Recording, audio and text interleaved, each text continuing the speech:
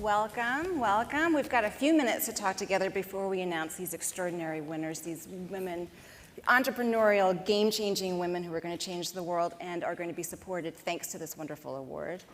But before we do, could we just take a moment and talk about the amazing Goldman Sachs women that are here, that are part of this community? It's an unbelievable group, and I was just saying to you backstage, I remember, a number of years ago, if you go back a decade ago, right, as we tried to get a great group of senior women to represent the firm here, it was a struggle. And today, we have so many senior women partners that want to be here. We're actually debating, who gets to go, and it's such a wonderful group that's here. It's a diverse group, and I'm really excited about it, really proud. You should be proud. It is a big achievement to have increased the numbers that you have in the way that you have. Just before we dig into how you've done all that and what your commitment to women and gender equity is, we should mention that this conference is not just a birthday for this community, it's a milestone for you too. Your first year at CEO wasn't really launched, but it felt like it was launched at this conference last year. It was my first day.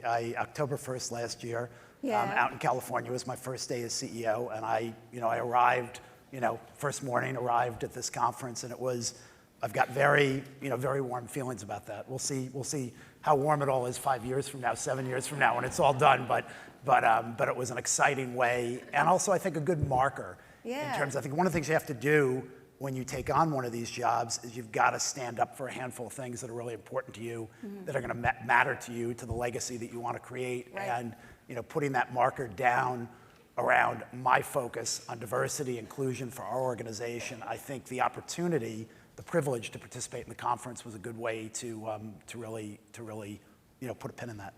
So let's talk a little bit about what some of the accomplishments have been in this year. Anything actually that you tell us about, but particularly some of the things for women. Well, you take one of these jobs. I think the accomplishments are you got through the first year and you're moving forward. Right. It's the one thing I will say, it went quickly. I think about the conference last year. It seems like 5 minutes ago, but Goldman Sachs is doing just fine. But I'm really trying to evolve it. I'm really trying to make it a more modern organization. I'm really trying to take all the good things about its focus, its content, its seriousness, its innovation, its entrepreneurship, but also make it more modern, more approachable, more authentic, more human. And I think we're off and running. I've also tried to really make sure the organization is oriented toward clients. It's a client business, and I think the compass has to be constantly focused on our clients, not in the context of how it feels for us, but how our clients experience us as an organization. And I think we've made progress on that. With respect to diversity and inclusion, there's no way, when I look at our industry broadly, there's no way to put positive spin on where the industry is or where it's been. There's definitely progress, but it's not where it should be. I think one of the things I've tried to do is, in the context of my leadership of the organization, I've tried to make it an enormous priority to provide leadership for the organization to move us forward and to really increase the diversity of the organization, the openness of the organization, the inclusion in the organization. And I'm trying to do it by practically challenging the organization to move ahead. Right. I talked last year about the fact that we hire about 2,500 to 3,000 people out of school a year, and it was just unacceptable to me that wasn't a completely diverse group. And a couple of years ago, I went to our board and I said, we're going to change that, and we're going to do it over the next few years. And I'm pleased to say that 2 years in, we've basically gotten there. When I look at the summer group, the group that will come in next summer and start in 2020, it's over 50% women. We had targeted 10% black professionals, 14% Hispanic professionals, and we're meeting those goals. But that's just a step. If you really want to get to a diverse organization, you've got to set other things in place to change the way you hire. Lateral hiring is an enormous problem, so we put a Rooney Rule into place. And we're pushing harder and thinking about how we bring people in laterally. But the big thing that I think I'm doing and I'm trying to do is to publicly hold us accountable. Right. So we put out in a public way kind of a summary of the things we were committed to doing aspirationally as an organization back in the spring. And in the context, I guess I lost my mic. In the context of that, we put it out there publicly, and it's a way of saying to the organization, hey, this is what we're trying to do, and we're going to hold everybody accountable. And you link it to compensation, but more importantly, you link it to the representations you make so that you know you're going to be accountable for moving it forward.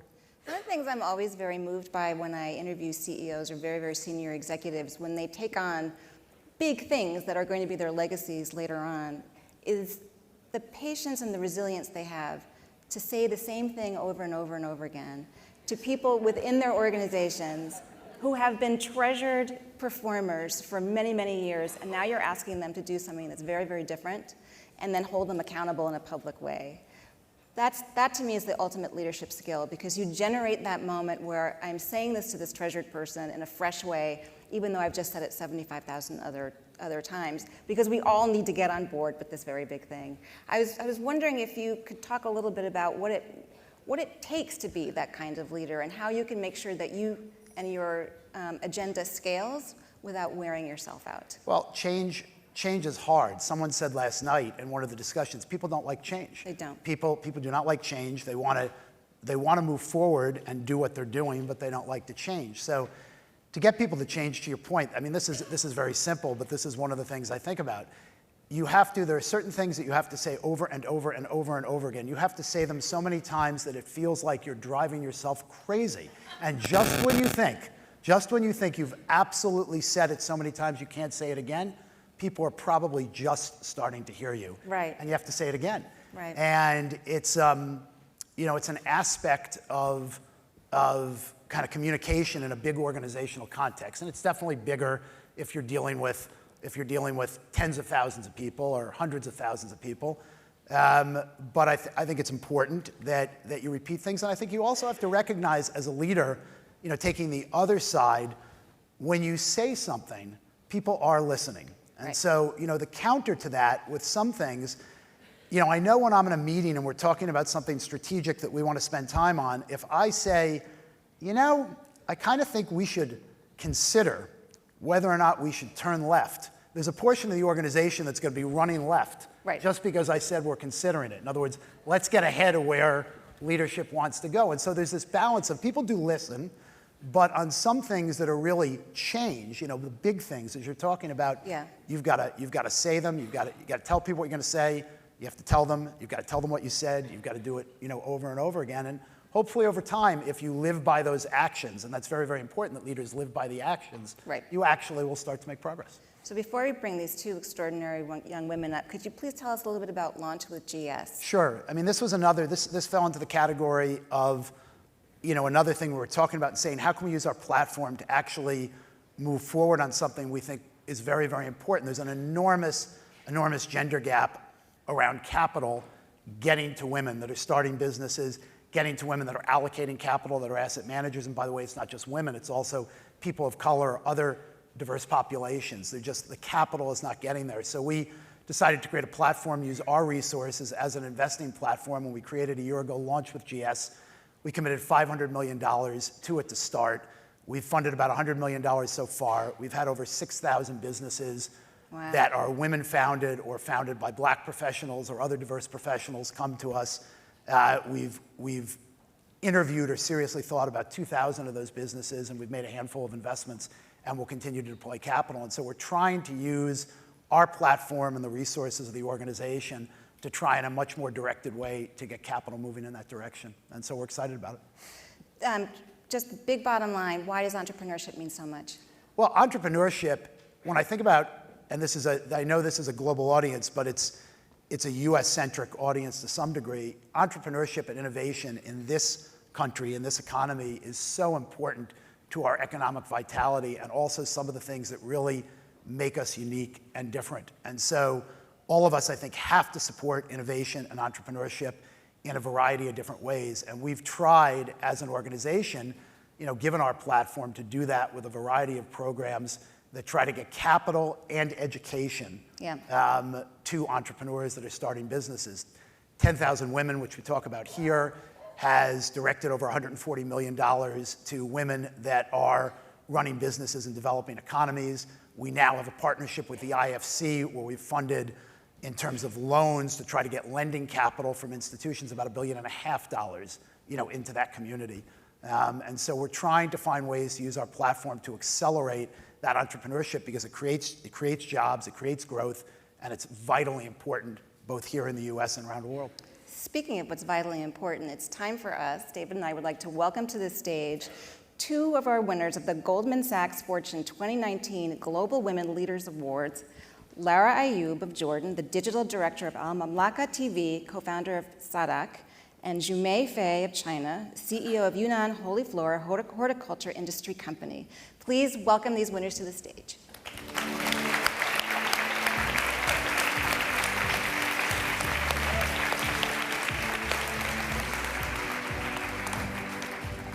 Congratulations. How are so you? much. Congratulations. Thank Nice to see you. Congratulations. Please come Congratulations. Nice to see you. Congratulations. Yeah, thank you. Thank you for being here. Thank you. Oh, it is so exciting to have you. Thank you. Excited to So be exciting to have you. Lara, I'm going to have you tell us first a little bit about your winning project.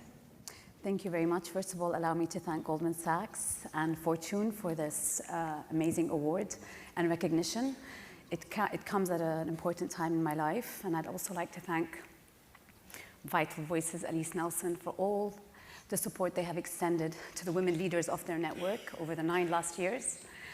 And to be honest, my project comes out of a sense of urgency for the women of Jordan.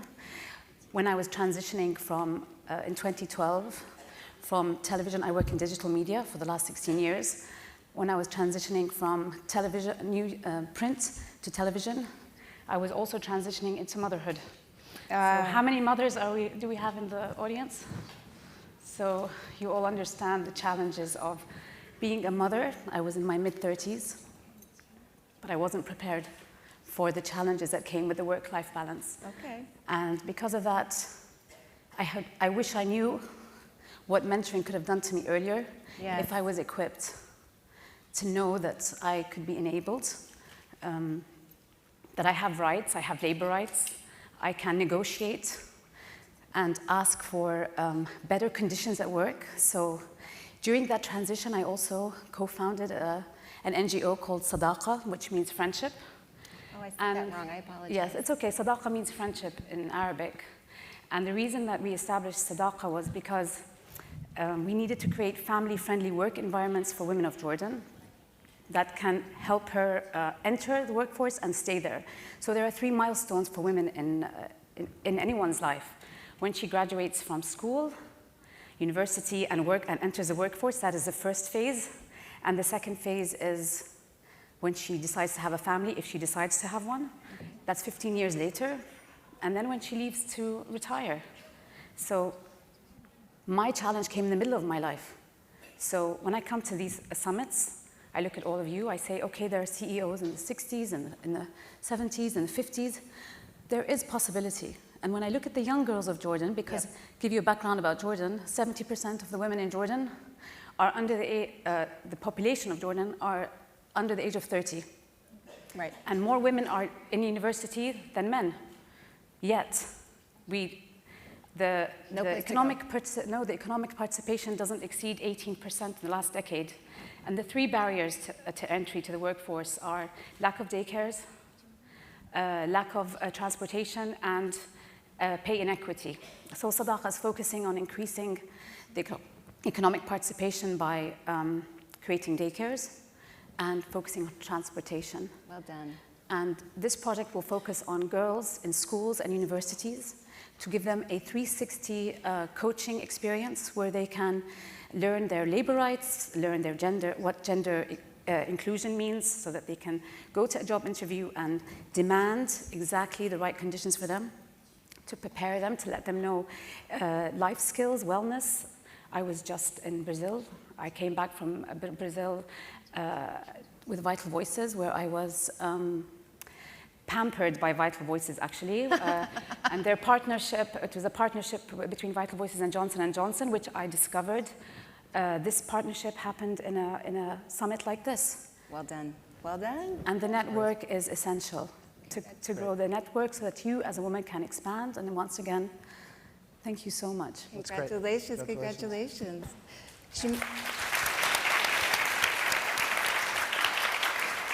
Xuemei, welcome. Thank you. Please tell us about your project. Okay, hello everybody. It's my honor to be here, so I should thank Goldman Sachs to give me these opportunities.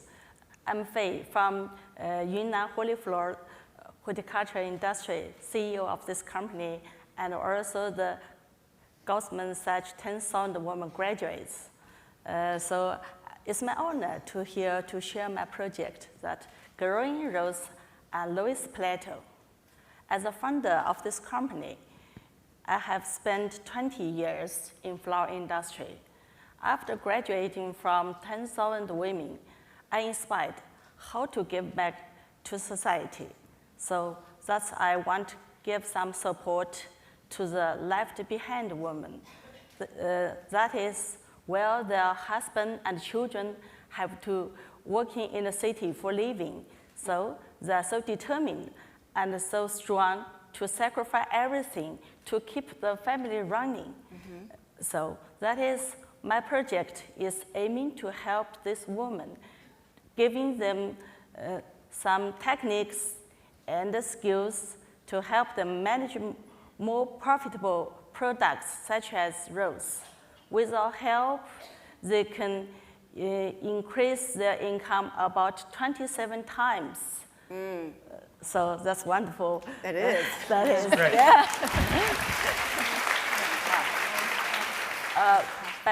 By sharing skills and practical techniques, I think we also can give them very good products, and company will purchase all the products they produced. So that is very helpful.